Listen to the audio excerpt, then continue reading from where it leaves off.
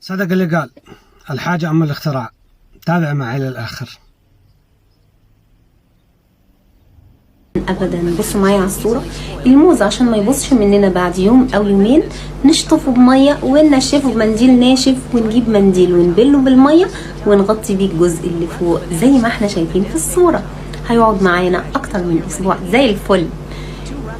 الخضره، بصوا الخضره علشان نحافظ عليها برضو نجيب منديل نلفها من الجزء اللي تحت ونرش المنديل بالميه نحطها في كوبايه.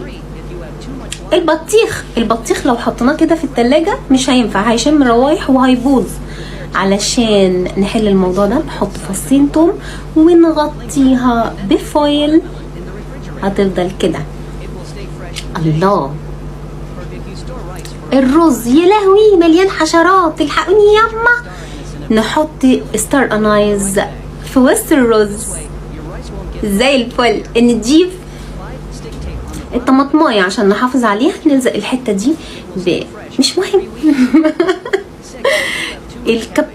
الكابوتشا عشان نحافظ عليها نشيل الجزء ده ونحط منديل مبلول في هذه الحفره، هتفضل فريش. لو عندنا شوية بصل اخضر برضو نفس الفكرة، نرش منديل مبلول مية ونلفه على الجذور بتاعة